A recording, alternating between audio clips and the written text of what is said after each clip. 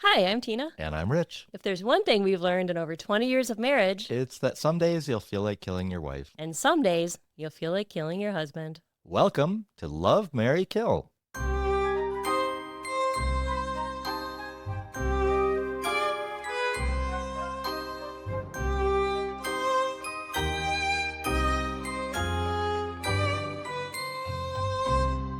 Hey, Rich. Hey, Tina. How are you? I'm tired, but good. You've had a week. Yeah, I got back from a red-eye flight this morning at 7 a.m. and I can't sleep on planes. So You can. I know I'm a little beat, I but think you're a lot beat. It was quite a week. it I was, missed you. you did? I did, yeah. I Uh, was kind of excited for you to be away for a few days, but then I was kind of like, oh, I don't have anyone to talk to. no, I missed you I too. do, but you're my favorite person to talk Well, to. that is nice to hear. You're my favorite too, and you're gonna miss me again next week, unfortunately. Yeah. So, Well, I was productive though. yeah, I wrote a two-part episode in a few days, which is, as you know, that's a lot of work. that is a lot. Well, It's a lot of work. And I cleaned the pantry, which What? was very exciting. I didn't I'm notice. such a nerd. Like, I really do enjoy cleaning and organizing. And for Yeah, some reason, when other people are around, I don't know, it's just harder. So yeah. that was I a went good into the thing. pantry this morning, and I'm afraid I didn't notice. So I I apologize. I will didn't go expect back that you would. when we're done recording. I'm going to go back and admire your work because I'm sure Well, it's. it was more, to be honest, like more of a weeding out than Mm-hmm. than thorough cleaning. Right. And I'm a little sad today. Actually, I'm a lot sad, but Yeah. I'm gonna soldier on as we do. I'm a little sad too. Yeah, our little baby girl left today. She She moved out. officially has moved out. Yeah, I'm not gonna cry. No, I think you. I'm I gonna, think you're going to, but I mean, I have a few times. I'm very happy for her. It's yeah, just, we've been together for a long time, and yeah, I think we were both feeling a little, emotional, but it'll be fun. yeah, We'll be able to meet places and have dinner together, yeah. and go on adventures, and That's what parenting is all about: is preparing your kids to go out on their own eventually and live yeah, productive lives. And she's on her way. yeah, she's done. Check that off my list. Raise a daughter. Check. Yeah. Before we dive into today's case, I have some candy for you. Today's Oh, snack was sent to us by two of our lovely listeners. This is from our OG listener, Lisa, who's one of my favorite people, one of my oldest podcast friends. mm-hmm. They're called Mojeskas. Mojeskas. I don't think I said it right. I Hold think on. you said it right. The Mojeska is a beloved Kentucky candy made of soft, homemade marshmallow dipped in rich, buttery caramel. Oh, Created in 1883 by Louisville confectioner Anton Busaf, the treat was named in honor of Polish actress Helena Modjeska after her performance in a local play captured the city's admiration. With her blessing, the candy became a regional favorite and is still handcrafted today by shops like Bowers, and this is where these came from. They are sweet, nostalgic, and uniquely Kentuckian. The Modjeska is a bite of Southern charm wrapped in caramel. interesting. Just for the record, I know you can't see it, but it's a beautiful little box, and the candies are beautifully Yeah. wrapped. When you said the There name of might it, I be one never. missing, right? Oh, there is. I never would have guessed they were from Kentucky when you said the name of them. Yeah. So, interesting background. All right, do you want to try one? I sure do.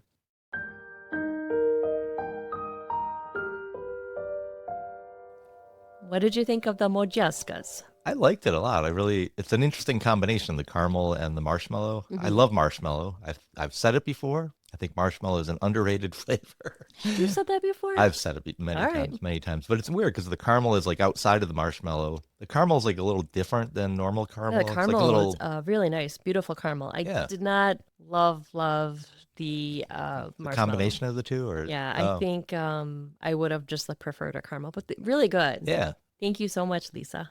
Our second snack today comes all the way from Newfoundland, Canada, from our listener Tammy, who was kind enough to send these candies. They're from Purity Factories, the candy company. Hmm. Apparently, they make an entire line of crackers, cookies, and candies for over 100 years. And I don't believe I've ever had a snack from Newfoundland. So these are assorted kisses. And there are different flavors, I guess. So the kisses, we have them, they're not like Hershey's kisses. Right. We have them here in the States. I have not seen them in a long time. These are similar to the ones that we used to find at Halloween time that have orange That's what they and look like. black. You know what I'm talking Yeah, about? they're peanut butter. Yeah, and they're wrapped in like, Mhm. the orange and the black. So there's 4 flavors. There is molasses, banana, peanut butter, and rum and butter.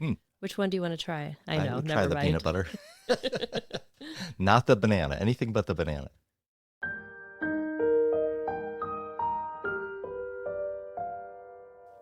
What did you think?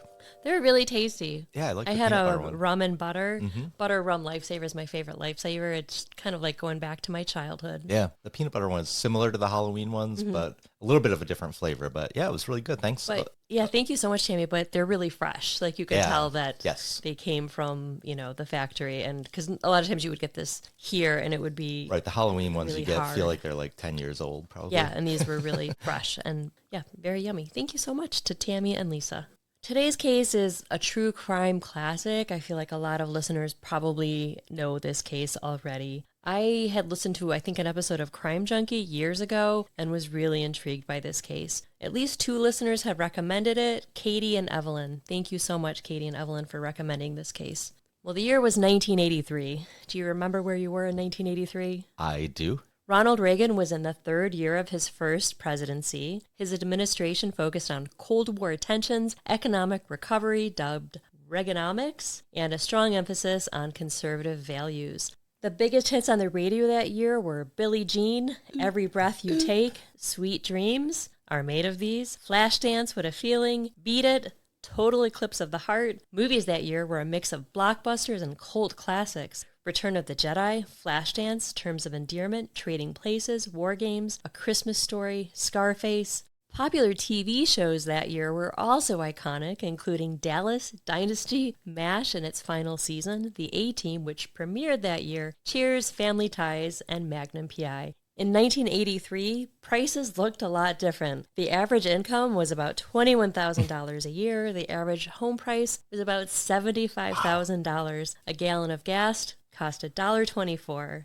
Interest rates were very high, over 10%. In Bloomington, Illinois, on November 8, 1983, election night, Officer Mike Hibbins was nearing the end of his shift and heading back to the station early after a quiet night when he received a call over his radio to do a welfare check at 313 Carl Drive. Mildly irritated, thinking only of getting home and into bed, he answered the call, Adam 3104, and headed to the upscale neighborhood on the outskirts of Bloomington. Detective Dennis O'Brien overheard the call and offered to head over to Carl Drive too, his instincts immediately kicking in. Hibbins arrived first. He grabbed his flashlight and walked around the house, zipping his jacket against the November chill. The house was quiet and peaceful, in complete darkness. At the rear of the house, he found the door to the sunroom unlocked. Just as he was about to enter, he saw the beam of another flashlight bobbing in the night, approaching him along with 2 shadowy figures. The men quickly explained that they were related to Susan Hendricks, one of the homeowners. One of the men said, "My sister lives here. We're afraid something is wrong. I haven't been able to reach her, and my brother-in-law is out of town." By this time, Detective O'Brien arrived. O'Brien and Hibbins told the other 2 men to wait outside while they searched the house. They walked through the kitchen and dining room, lit only by their flashlights, noting several open cabinet doors and drawers, along with a purse with its contents spilled on the floor. As they mounted the dark stairs, they flipped on the hallway light, shocking themselves with the sudden brightness. The first room they came upon was the primary bedroom. A woman, Susan they assumed, appeared to be sleeping in the bed, the blue comforter pulled up high. When they flicked on the bedroom light, she didn't move. At first glance, she looked like she was simply sleeping, tucked neatly beneath the covers. But when they pulled the comforter down, the illusion shattered. Her face and neck were drenched in blood, the wounds savage, her skin cold to the touch. Shaken, the officers backed out of the room and moved down the hall, dread building with every step. The next door they opened was a boy's bedroom, empty. Then they reached the girls' room. 2 bunks, 2 small bodies in the lower bed, 1 in the top.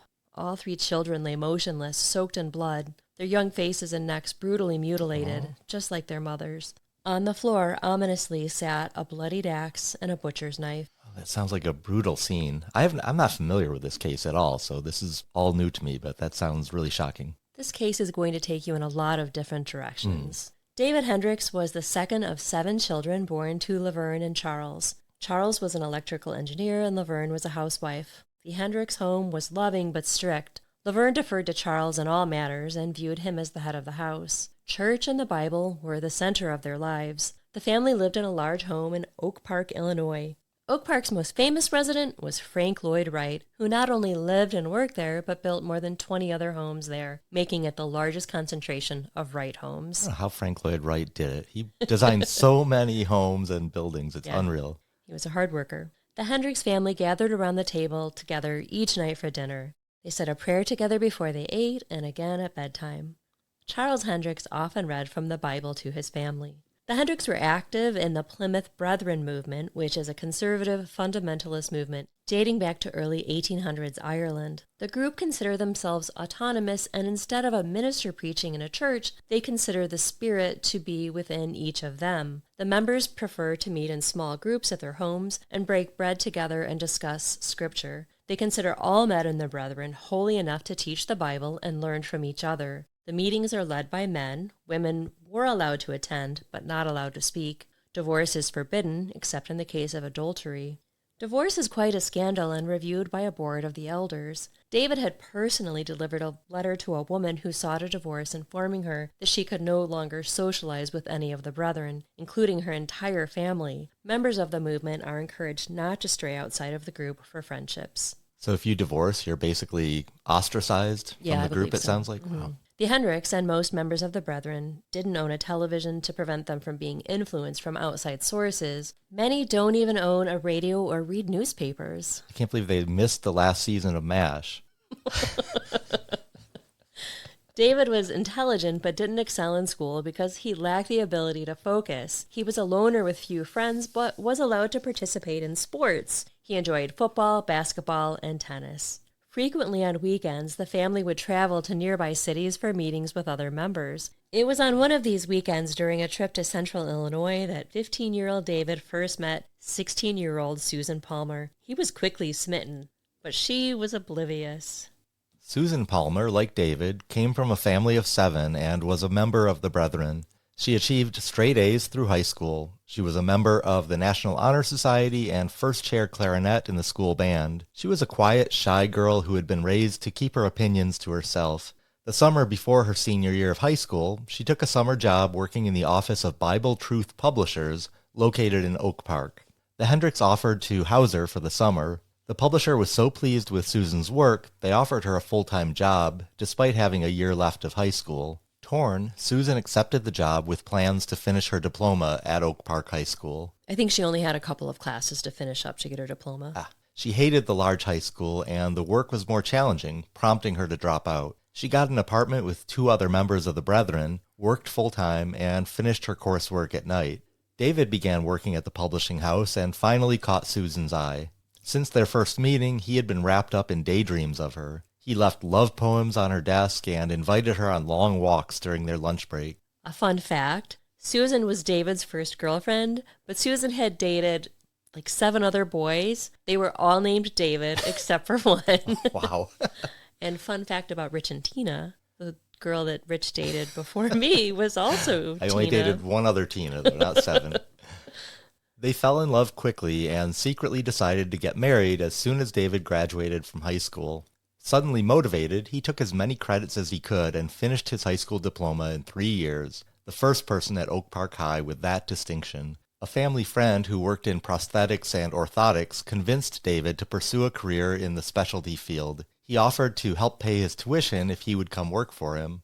After 2 years, David completed the requirements of the program. In July 1973, Susan and David were married at the American Legion Hall in Delavan, Illinois, with about 125 people in attendance. With a small budget, they were limited to travel in Indiana and Illinois, but that was fine with the young couple. When they returned from their honeymoon, they relocated to Mazzini, Wisconsin, rented a small parsonage, and David began to work at Heinz Brinkman Prosthetics. He only made $3.20 an hour. Ever industrious, as a side hustle, David bought and sold used cars. He saw himself as quite the deal maker.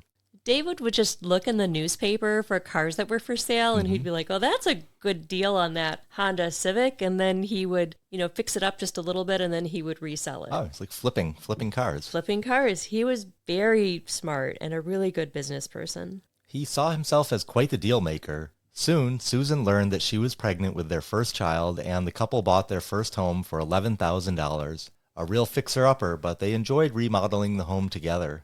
On September 24th, 1974, Rebecca Karen was born. After 3 years with Brinkman, David wanted to set out on his own. His employer wasn't happy about him leaving, but David was ambitious and needed to make more money for his growing family. Susan was due soon with their second child. When David put in his notice, Brinkman, infuriated after investing in his education, fired him on the spot.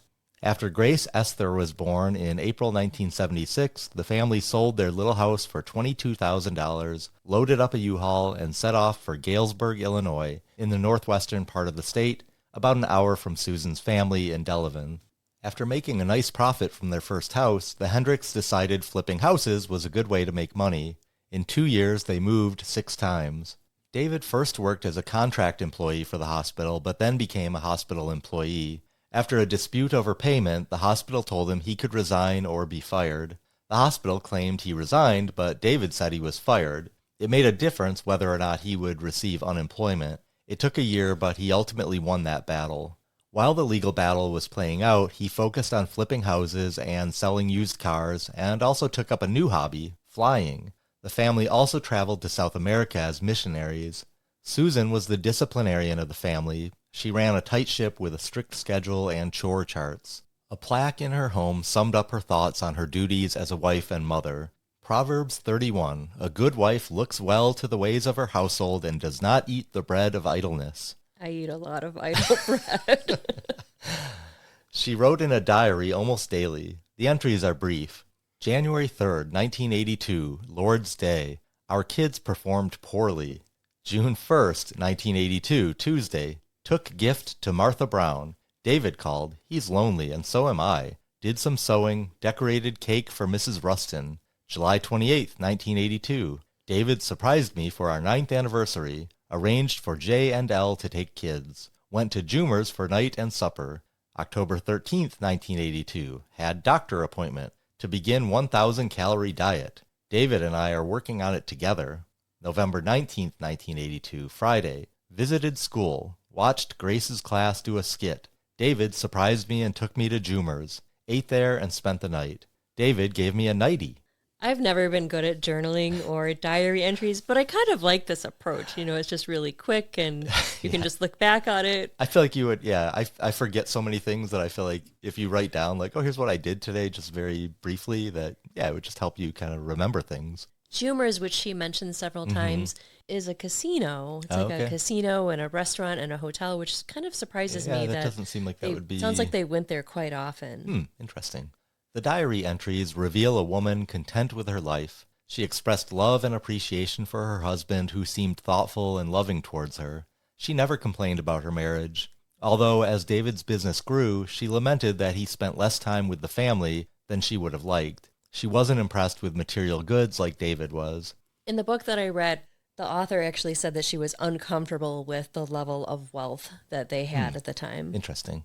Susan and David, like their families growing up, were strict parents and observed the rules of the brethren. Religion and the Bible were the center of their lives. There was no television, radio, or daily newspaper. For fun, the family played games together or went on day trips to museums or the zoo. On Halloween, the children weren't allowed to wear costumes or participate in their classroom parties. Susan would pick them up early from school. During trick-or-treating, the Hendrickses would pass out religious pamphlets to the children who rang their doorbell. I bet the neighborhood children just loved coming to their house. They must have been very popular.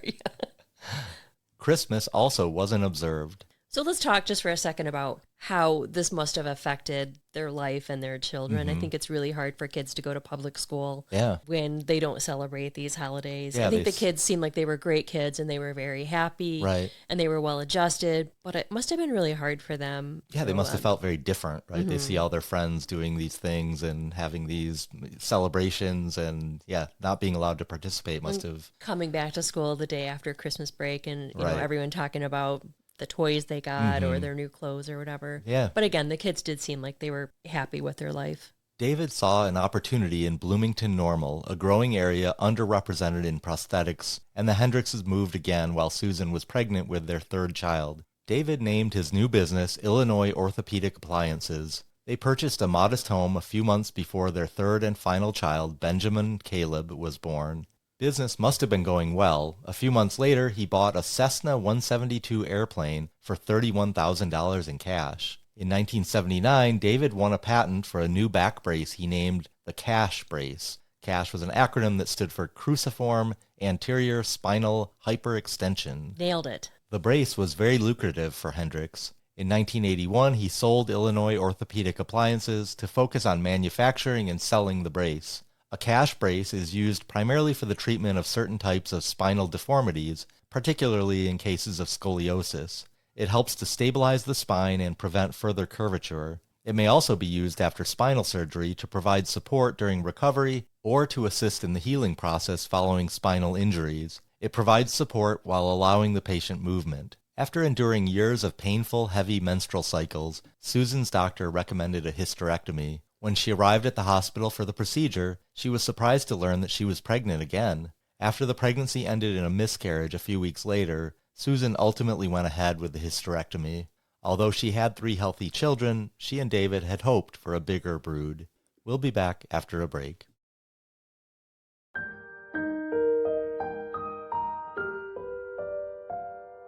With the success of his new back brace, David was able to pay $92,000 in cash for a new 4-bedroom, 2.5-bath house in Bloomington. And that's about $320,000 today. Okay.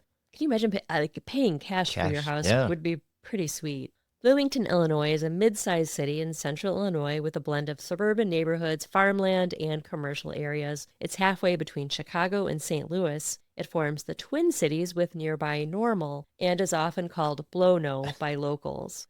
With around 78,000 residents, it serves as the seat of McLean County, the largest county in Illinois by land area. The city has an active arts scene, several local theaters, and hosts a variety of festivals and community events throughout the year. Known for its deep legal history, Abraham Lincoln practiced law there. Oh. Do you remember him? I've heard of him.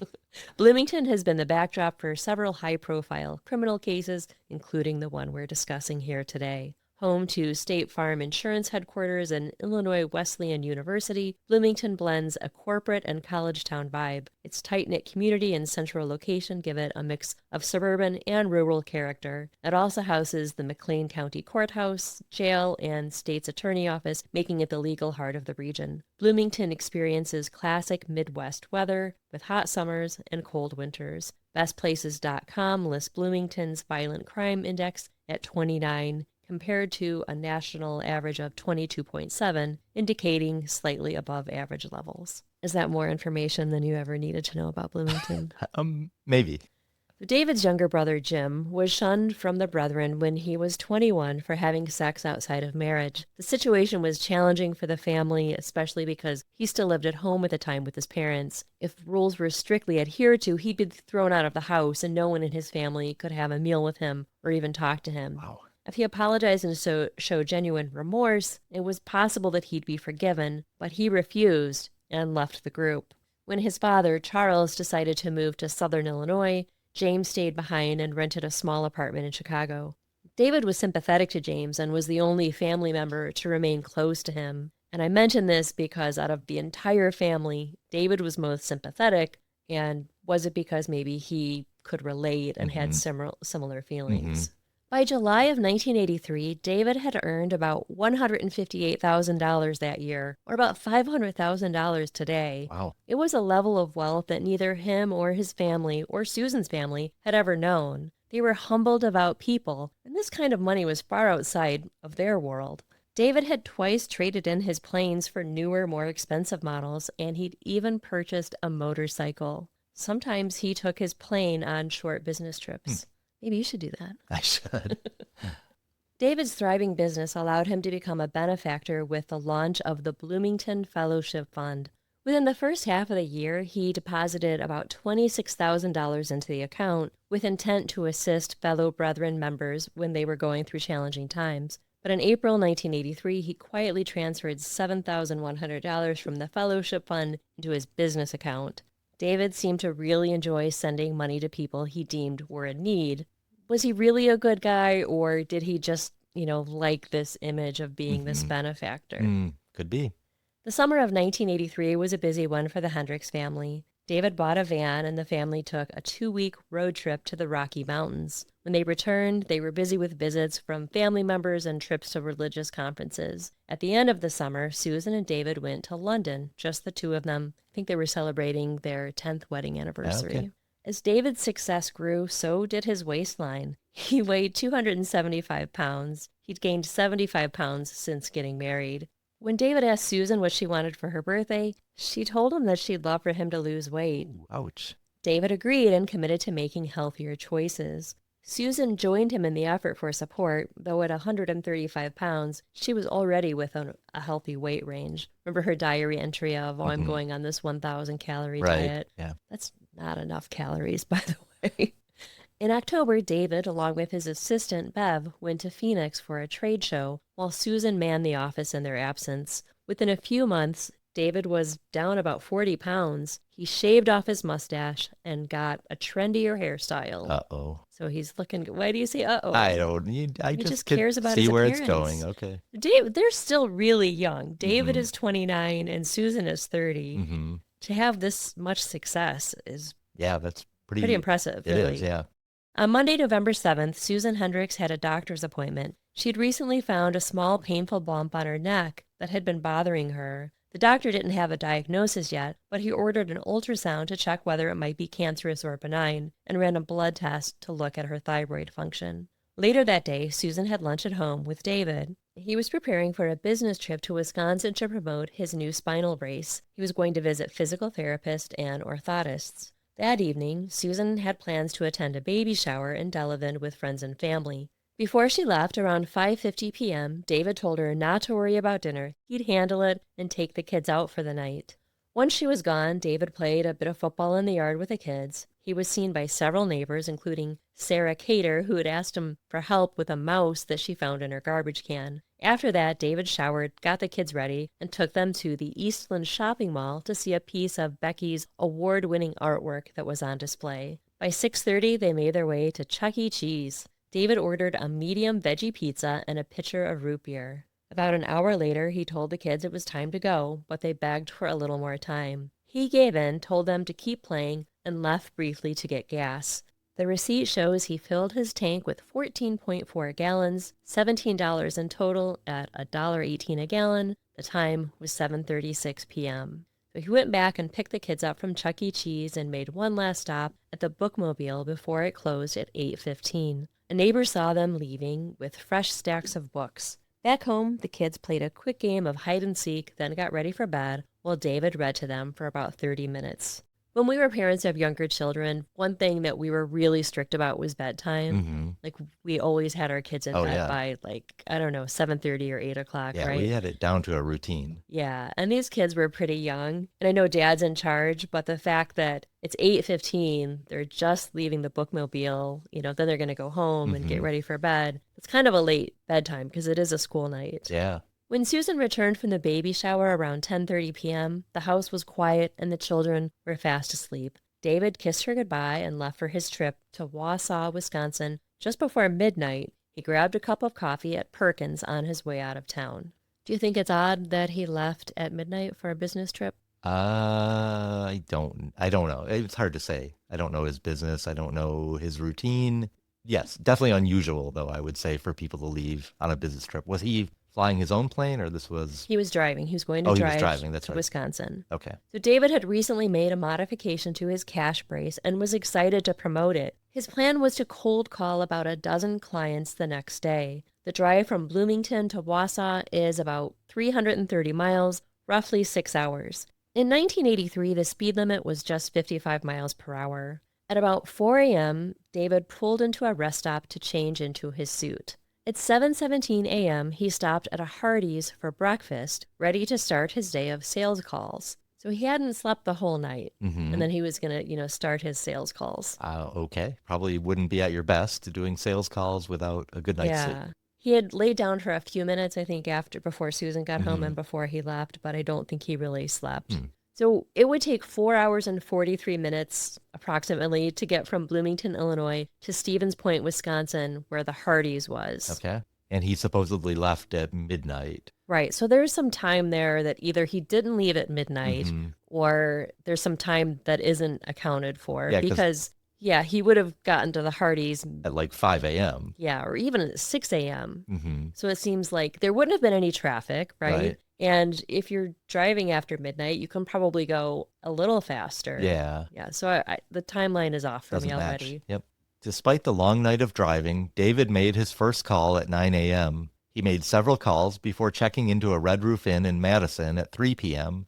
Okay, I wrote this, but I think he actually checked into the Red Roof Inn around noon, but then went on more calls and then came back to the hotel at 3. And then Okay. I think his plan was to crash. And Okay. he was exhausted. He hadn't slept all day, so he was going to sleep at the hotel for a little bit. So a couple of things to mention about his trip. All of the calls were cold calls. Like he didn't arrange anything in advance. Okay. And he'd been in the business for a while, so he had a lot of associates that he was friendly with, and they were all happy to see him. Mm-hmm. But it was a little odd that he didn't make any appointments beforehand. Mm-hmm. Most of these calls lasted between 5 and 10 minutes. And I thought it was a little odd that he didn't bring this new brace with him. Like he was really Yeah. proud of the new brace. He did have pamphlets Uh-huh. that described the brace, but Yeah, I you would think he would want to show it he to would have him. brought. So I don't know if he had forgotten it or he just never intended to bring the brace. Okay. But because David was able to cut out the middleman, he made a lot of money that Mhm. way. Like some people did order it from like a supply company, Right. but if he was selling them, Direct. Yeah. directly, yeah, it saved the customer money, it saved the client money, and Mhm. David, got more on his end too. Right. He had tried to call home to check in with Susan several times, but there was no answer. David knew Susan had plans to have dinner with her family that evening, so he wasn't too concerned, but called his office and asked his assistant Bev to keep calling Susan and let her know that he was finally crashing after being up for almost 48 hours without sleep. But David didn't go to sleep. He continued to call home, trying to reach Susan. So it's 1983. There are no cell phones. He Mhm. can't get a hold of his wife. How nervous are you at that point? Like you've tried to call me probably 4 times, at different points in the day. I think he called her like in the morning and then, early, late morning, Yeah. early afternoon. I probably wouldn't be that nervous. I don't think I'd be too worried either. I don't know if they had an answering machine. That was Mhm. never made clear. Like I would think you would, leave a message. They Right. probably had an answering Yeah, machine. probably. Like call me, I don't know. Yeah. But then maybe they didn't have an answering machine because he told Bev specifically, like, tell Susan, tell her I'm at the Red Roof Inn, tell her that I'm, going to be Right. sleeping for the next several hours. Yeah. So maybe they didn't have an answering machine. Yeah, I know we didn't have one in 1983, but my mom was a little behind the times. So. Yeah. At 5:40 p.m., he called Nadine Palmer, who was hosting Susan and the kids that night. She told him that they were expecting them at 5:30 and hadn't heard from Susan that day. By this point, several people were concerned about Susan, Becky, Grace, and Benji. David made another call to John and Karen Kramer, their good friends and neighbors, who lived 3 houses away.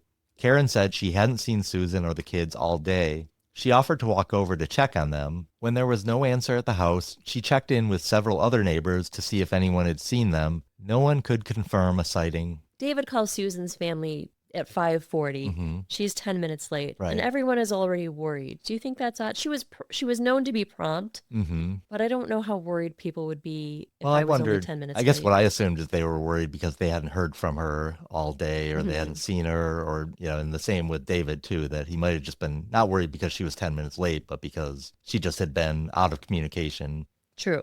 David asked Karen for the phone number for the Bloomington Police Department. She offered to call, but he said that he would rather do it. He called them at 6:34 p.m. He called a non-emergency number. Uh-huh. Do you think that's odd? Not necessarily. He is out of town. Right. He's 6 hours away. Yeah. Well, at this point, I don't think, to me, I don't think I would be all that worried, but if, I don't to think I me- would be worried enough to call the police. No, I don't think I would be either. Especially when there's so many family members Right. that are only half an hour away. Yeah. The neighbor is right there, and there is a hide a key. So Karen, Oh. the neighbor, like I'm not sure why he wouldn't have been like, Yeah. "Hey, Karen, maybe the phone's out of order, but just why don't you just unlock the door and take a look?" Yeah. And there were that's a other really good family point. members that also had keys. Mhm. And I think that he could have, I think personally, I would not want to bother, include the police in this unless I knew that there was definitely something nefarious going on. I think Yeah. I would send a friend, a neighbor, Right. or someone like that before Yeah. I would call the police. Yeah, I agree. The Bloomington police suggested that he call the Illinois State Police to see if there had been any accidents on the highway. There were no accidents reported that evening. At 7 p.m., David checked out of the hotel and drove home. Meanwhile, Susan's mother, Nadine, called the Bloomington Police Department with a suggestion: check with the children's school to see if they had been in attendance that day. The police told her they were already dispatching an officer to the Hendricks home to investigate. The children were not in school that day, Okay. by the way. Not willing to wait, Nadine also sent her son Nate and son-in-law Jerry out to search the rural back roads that Susan would have taken during the 45-minute drive from Bloomington to Delavan. They arrived at the house at 10:10 p.m. and began by checking the garage, but the windows were covered, making it impossible to see if Susan's car was inside. Susan, I think, had made homemade curtains for her garage. I think about this all the time. Like our garage windows, most people's garage windows are open. Yeah. And that really is kind of dumb that it's nice to have a window in your garage. Right. But then yeah, you could just people look know in when and you're see not if your home. car is there or Yeah. not. Yeah.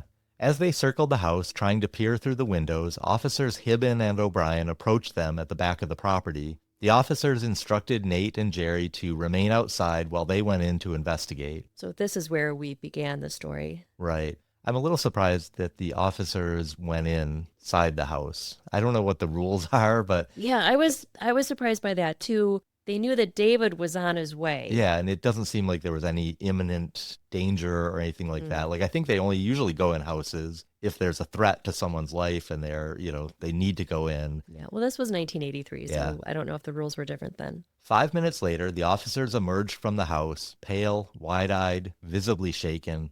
Officer O'Brien stepped forward. His voice wavered as he spoke, quote, "I'm sorry to have to tell you, they're all inside, but they're all gone."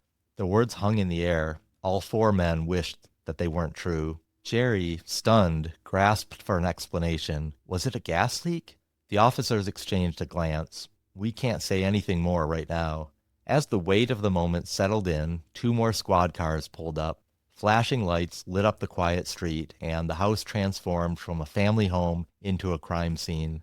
At 11:15, David pulled up to Carl Drive. Nate and Jerry met him and delivered the devastating news. David fell to his knees, crying and wailing. But Detective O'Brien and Coroner Dan Brady remember it differently. O'Brien claims that he was the one that told David that his family had been murdered. He responded, quote, "Oh no, did they suffer?" The detective said, quote, "The scene was violent." David replied, "They're with the Lord now." When asked if he could go into his house, the police told him not yet, but they would want him to stay close. Karen Kramer took David into her home, wrapped him in a blanket, and gave him a cup of coffee. At 11:30, detectives Charles Crow and Michael Scott questioned David in the Kramers' home in the primary bedroom. David said he had first called home at 11:30 that morning when no one answered. He claimed it wasn't unusual for him to leave in the middle of the night on a business trip, though he usually flew his plane. He said he changed into a suit and tie at a rest stop, but the clothes that he was currently wearing were the clothes he had been wearing when he left his house. When asked if he owned an axe, he said he had one in the garage, but didn't own any hunting knives. At the end of their hour-long conversation, the police asked him to sign a form allowing the search of his home, vehicles, office, and airplane hangar, which he complied. But they weren't done with David yet. They asked him to come down to the station for further questioning. I think we say this just about every case, but I can't imagine having to go to the police station after your 4 closest family No. members have just been brutally No. murdered. The early edition of the newspaper, printed hours before sunrise, featured the headline, "Multiple Deaths Probed." The media works fast. When David arrived at the station, he was read his Miranda rights. He seemed calm considering the circumstances. He asked why he was being read his rights, and the officers explained that he was the last person to see his family alive. David said he kissed them all goodbye before he left. Benji, 5, had slipped into his sister's bed. He couldn't remember if he had locked all the doors. When asked to describe the nature of his marriage, he called it happy and said that in the last hours with Susan, they had decided to adopt another child. He said he had no idea who would want to kill his family. He had no enemies, and there was nothing of value in the house. But he did say that several $100s in cash was missing. He hadn't been in the house. How did he know cash was missing? That is a very good Unless question. he asked the detectives, like, oh, there's cash here. Yeah. Is it missing? Why would he even think? I guess maybe he would think that maybe there was a burglary, but it does seem a little odd. The detectives wanted David to take a polygraph, but he hedged. He said he didn't trust them and wanted to talk to his attorney before he committed to take the test.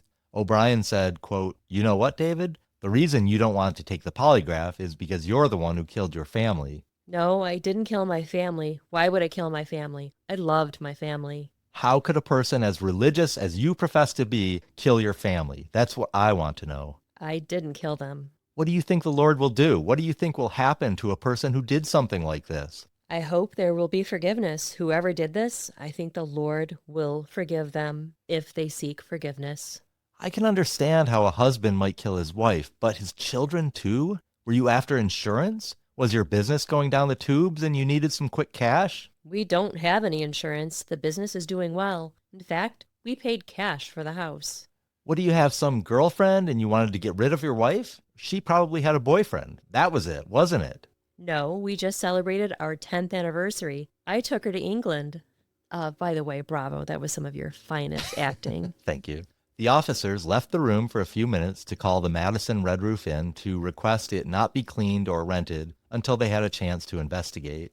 O'Brien returned and said, "David, we know you did it. Just admit it now and save us all the trouble." At 5:30 a.m., the police asked David for his clothing and to submit to a body scan. Nothing of note was found. After 6 a.m., at his request, David was taken to his office. It had already been searched by law enforcement. Nothing of interest was found. So what a grueling night for David. Like, he hadn't slept at all. Right. He was at the police headquarters for the whole night. Yeah. He must be Completely toast. drained. We'll be back after a break.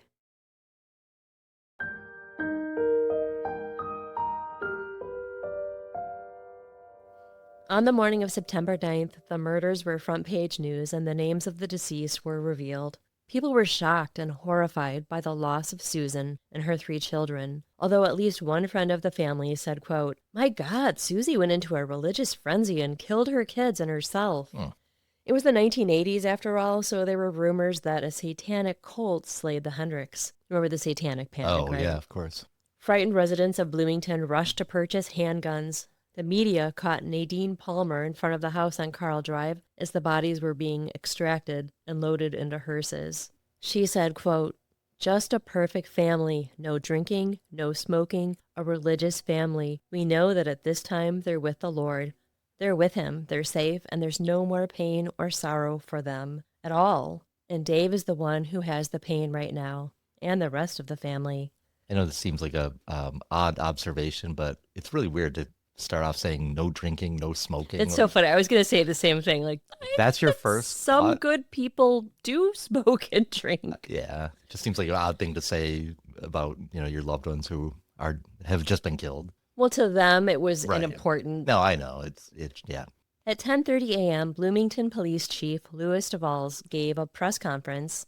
He told the media that there was no suspect, that David Hendricks' alibi had been partially confirmed, and they believe the murders were an isolated incident, and local residents need not be worried about a murderer on the loose. Later, David agreed to be interviewed by a reporter from the local newspaper, the Daily Pantograph, and also WJBC Radio. His interview was played on the news station. He said, quote, "I thank you for giving me the chance. I mainly wanted to say to the people of this community that I love ya, and thank you very much for all the support that has come my way. It has been absolutely fabulous. All of the people that I didn't even realize I knew that have called in here with offers for help and support. I just want to say, at a time like this, the love and generosity of people is tremendous.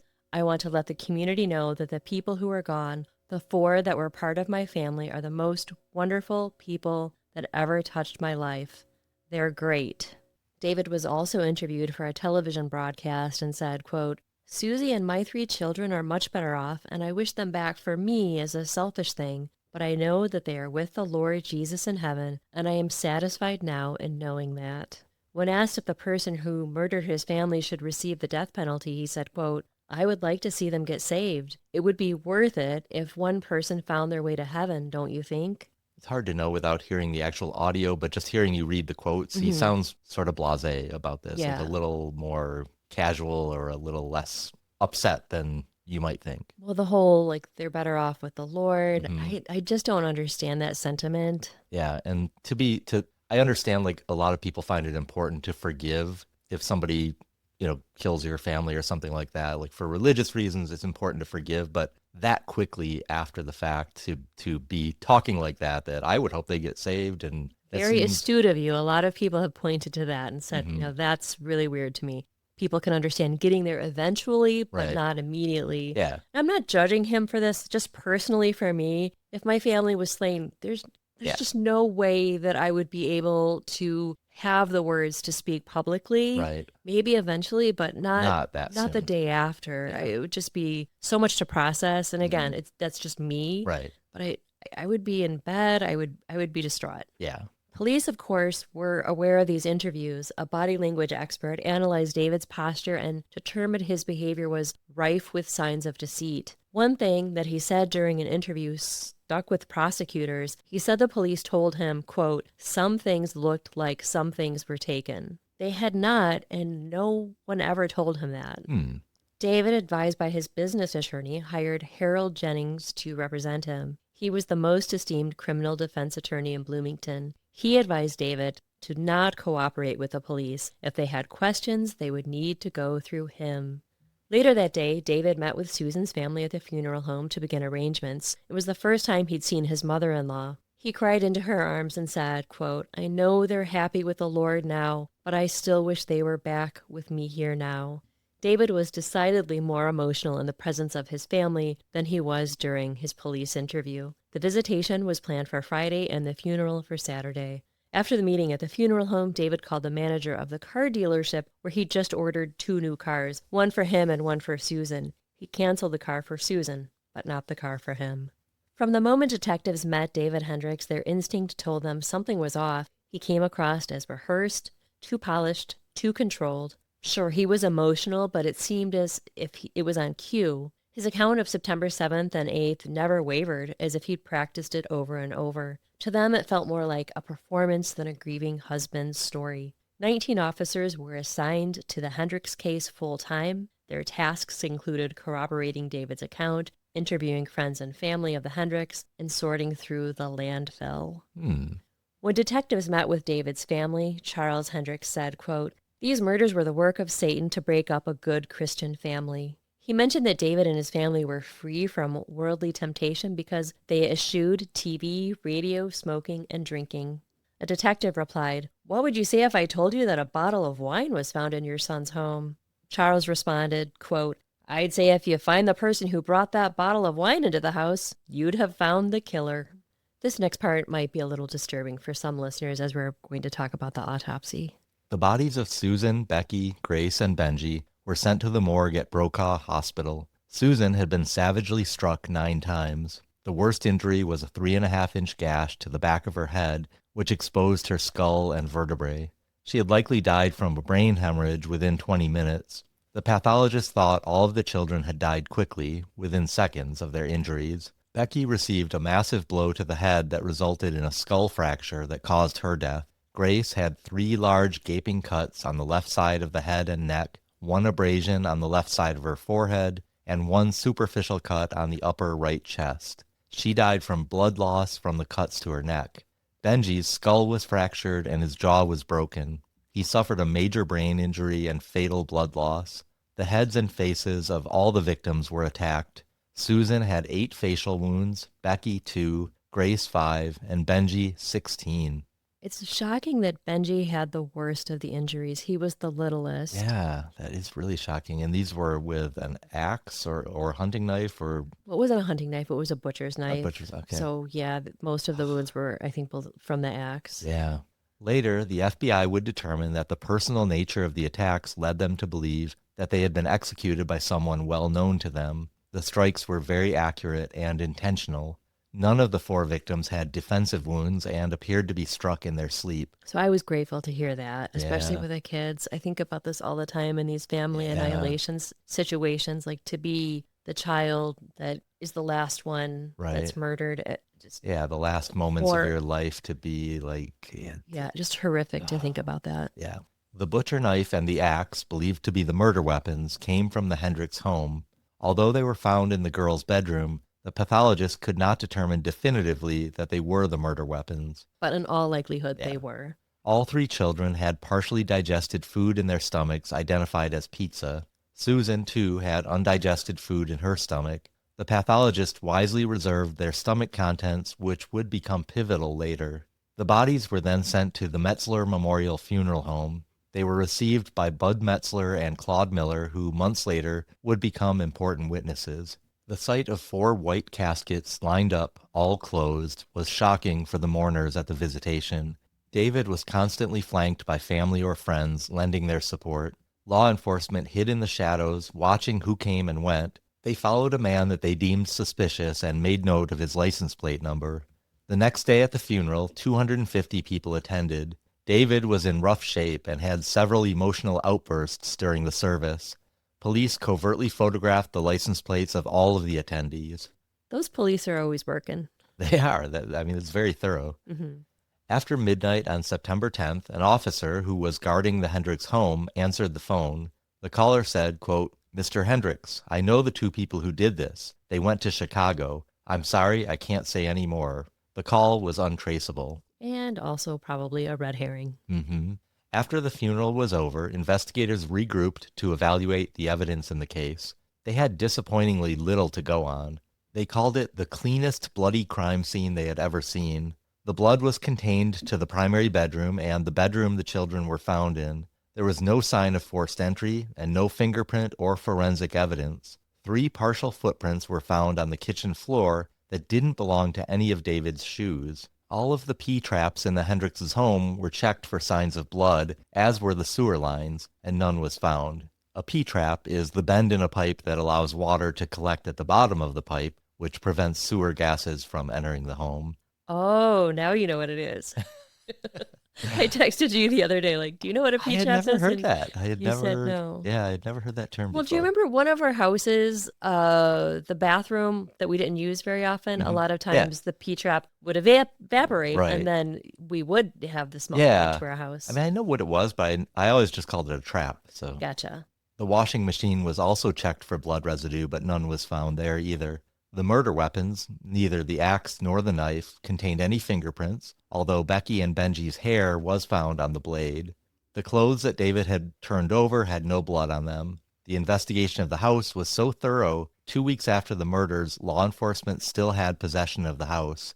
David had been staying with friends, but then decided to rent a mobile home. He called the police with updates about his life. He knew that he was being followed. He had also gotten his new car, a Pontiac 6000 STE. So he would call the police and he would say, "Got my new car." Mhm. So now you know that you need to follow the Pontiac 6000, Right. or, Yeah. he Very totally knew helpful. that they were on his trail. Yeah, he was trying to be helpful. The search of Hendricks' car, office, and hangar all came up empty, too. He was able to produce receipts proving what time he left Bloomington. Investigators interviewed violent criminals in the area, and all had solid alibis. Told that David would only answer questions through his attorney, the detectives compiled a list of 20 questions for him. One thing that bothered investigators was the time of death and the contents of the children's stomachs.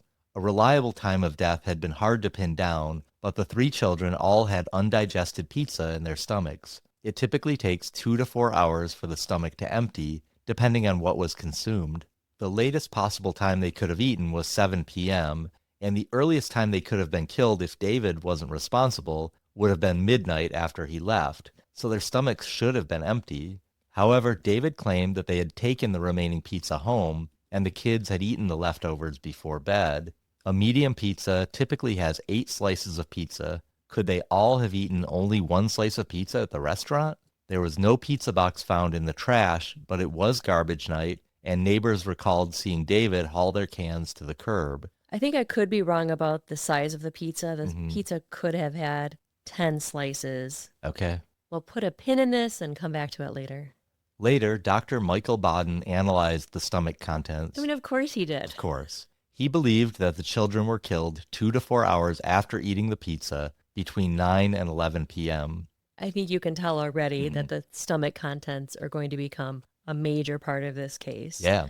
And I think we say this every case, but Dr. Michael Baden, how is he involved in every single high-profile case? Pretty amazing. Yeah. But this was in the peak of his career, Yeah. really, because it's 1983. The investigators called David and asked him to come answer the questions in person, arguing that they wanted to clear him so they could focus on other leads. That's always what they say. We just want to clear you so we can get to Well, the... it's true, though. No, I know. He refused and only answered 2 of the 20 questions investigators had requested that he answer. So is that suspicious to you? Kind of, yeah. Yeah.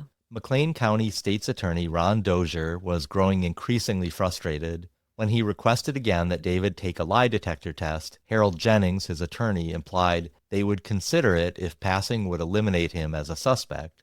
Afraid that Hendricks was a sociopath capable of beating the test, Dozier refused to entertain the idea. He decided to hold a press conference for the information-hungry media 2 weeks after the murders. Quote, Mr. Hendricks is not helping with the investigation of the murders of his wife and 3 children. He has refused to be interviewed by police. He's been on TV professing to be a practicing Christian and professing to be innocent. He has said publicly that he is concerned and upset and wants to cooperate, but he's not. I'd like to see the real David Hendricks stand up. When asked if David was a suspect, Dozier said, quote, I can't say he's a suspect, but there are some things about the case that point in this direction. I'd like to see him take a polygraph examination. I'm wondering why a person who really has nothing to hide, who has done nothing wrong, would object to simply going through in detail with the police what his activities were the night that he left. Would you take a polygraph in this situation? If I was innocent, I probably Well, you would be innocent. You wouldn't kill your family. No. Ron Dozier had grown up in a strict fundamentalist Christian household, so when it came to understanding David Hendricks, he believed that he had a unique perspective. He saw in David the familiar pressures of religious discipline and the internal conflict that can come when personal desires clash with deeply held beliefs. In Dozier's view, David's actions may have been driven by guilt over some hidden transgression, something that felt so incompatible with his faith that it pushed him to the breaking point. He had rather send his family to heaven where they remained innocent and clean from his ungodly actions. Alternatively, Dozier suspected that David's rapid financial success had pulled him away from the austere, disciplined life that he had once embraced. Maybe he was simply tired of the rules. Maybe he craved freedom, the thrill of luxury, status, and indulgence. Dozier believed that David wanted to shed the burdens of his devout lifestyle and fully embrace the fast-paced, pleasure-filled world that his wealth could now buy him. They had been tailing David nonstop, but so far he hadn't done anything out of the ordinary. He met with fellow brethren, visited family, and visited the gravesite of Susan, Becky, Grace, and Benji.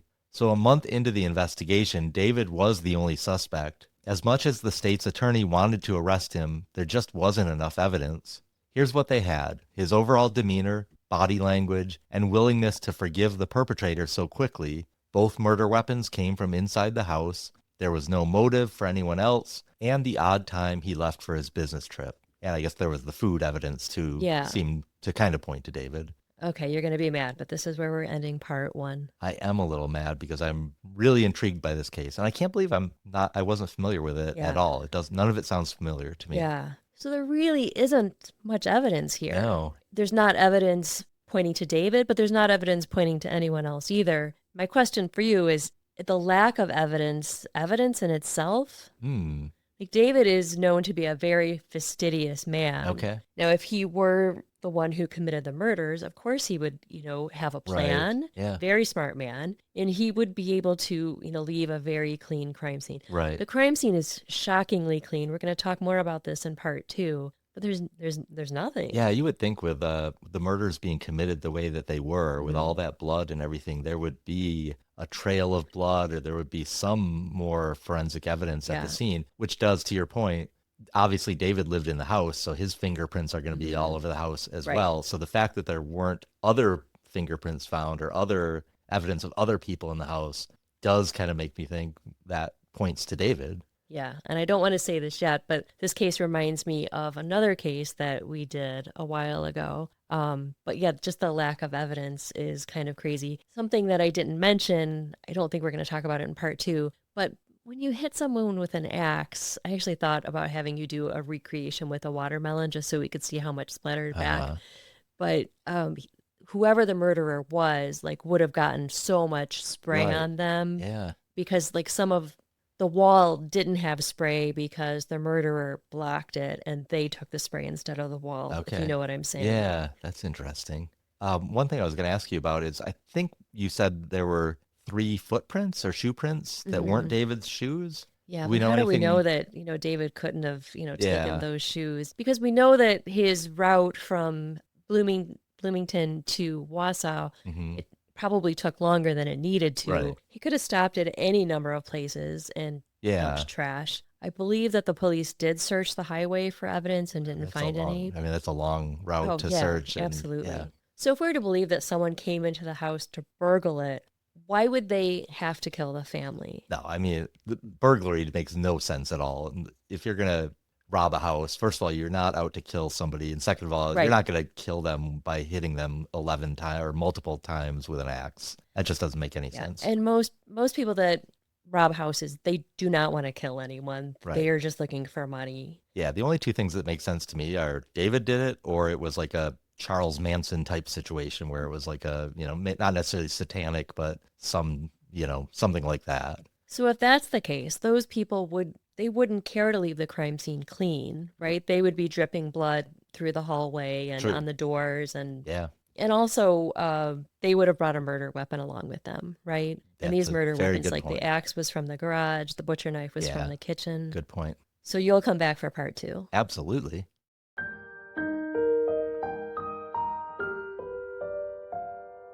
We'll talk more about this in part 2, but David's appearance change was actually evidence for a lot of people. Like he lost weight, he Hmm. shaved off his mustache, he got a better haircut. Well, I mean, you heard how I reacted to it. Yeah, like, Yeah. okay, I can see where this is going.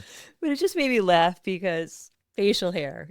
David got me thinking about men and Hmm. facial hair. I am not a fan of men's facial hair, but all of a sudden it's like the trend. Like I cannot believe that mustaches are back. Like I know. in the 80s, like Magnum PI had a mustache and other men grew a mustache, but they were kind of, I thought maybe you had a mustache, didn't you, I when you did were when like I was really young. I young? look back on pictures of those. I'm like, oh, that was not a good look. Yeah, it's just shocking to me that facial hair is back, especially and a lot of men have beards. Yeah, I think to me, a beard can look good. Like just having a mustache though on its own, it Yeah. looks kind of cheesy. Yeah, you did have a beard well, a lot of people say like a beard for a man is like man makeup Mm-hmm. because you have a lovely square jaw, but Kind of covers some, up some imperfections, right, like a maybe. weak chin or, Okay, not yeah, a yeah. not a strong jawline. So I don't know. I have a few facts for you Okay, about facial hair. interesting. So beards were once taxed. In 1698, Russia Tsar Peter the Great imposed a beard tax. Men had to shave or pay to keep their facial hair. Wow. And if they paid, they got a special beard token to prove that they'd ponied up. That's really quite a way to provide an incentive not to have facial hair, Yeah. I guess. In Victorian England, there were actually military regulations requiring mustaches for soldiers in certain regiments. Abraham Lincoln grew his iconic beard after an 11-year-old girl wrote to him and said he'd look better with one. He took her advice and it became one of the most famous beards in Hmm. history. Beards can actually protect your face. Studies have shown that beards can block up to 95% of UV rays. I'm not Oh, trying to talk you into it growing a sounds like beard. you I'm are. not. I think I might have Potentially to. lowering the risk of sun damage and even skin cancer on the covered areas. I also read that beards can like help allergies because they trap Oh, allergens, that's kind of which is kind gross, of but I guess it's gross. kind of good. I think that's one of maybe my biggest problem with like facial hair Yeah. in men is just Yeah, you like food can't stuck in like it. egg And, yolk and great like ugh, it's just yeah. yeah. There is a World Beard and Mustache Championship, which really isn't that surprising, but people from around the world compete in categories like freestyle beard, imperial mustache, and even full beard. I saw a video the other day of a guy. This must have been like maybe he competed in that competition or whatever. He had this mustache and he showed a picture of himself grooming it. And this mustache went around like up to his eyes. Like it Oh curled no. around almost like his eyes. Like it was almost in front of his eyes. It Do was you think he has crazy. to redo it every day? It looked like it. It looked like it took forever. Mustaches have their own club in London. The Handlebar Club, founded in 1947, is only open to men with a graspable mustache and no beards. They're still going strong. In the 1800s and early 1900s, wanted criminals often shaved their beards or mustaches to avoid being identified. I think any criminal would do that today, Yeah, right? yeah, I would think so. Before fingerprinting and digital records, that was sometimes all it took to throw off the law. I think, yeah, there's a lot of easy ways to change your appearance, though, Yeah. right? True or false? Beards grow faster in cold weather. Gosh, I'm gonna say false because Yeah. I wouldn't think so. Hair grows faster in warmer months due to increased testosterone and blood flow. All Interesting. right, that's all I have on facial hair. Thank you for taking that little journey with All right. Well, me. no, thank you for encouraging me to grow a beard again. That was, I if will you look heard forward to that, that. then you're hearing the wrong thing. But if honestly though, if you really want to, you should. Really, last time I grew a beard, you were I didn't like really it. unhappy. No. Well, I think part of the problem is that like it looks okay, but then you're not good at like you have to keep it really short, I think. Mm, And like once it just looks not good. But if you're out okay. there and you have a beard, I totally support it. But it's different when it's your sweetie pie husband who's the cutest man in the whole universe. I want to say thank you to all our sweet listeners. We've had a couple of hard cases, and several people reached out and were like, hey, are you guys okay? Those were some hard Aw, cases you had to cover. And isn't that just so it kind? really is. We have the nicest We listeners. really do. We're so grateful that you're here. Every listen, follow, review, and share helps keep us growing and reminds us how lucky we are to have such a thoughtful community. If you'd like to reach out, we're on social media or you can email us at lovemarykill@gmail.com. And if you would like to listen to the conclusion of this episode early and ad-free, join us on patreon.com/lovemarykill. We have one tier, $5 a month, and you get early ad-free access plus a monthly bonus episode. Until next time, Don't kill your wife. and don't kill your husband.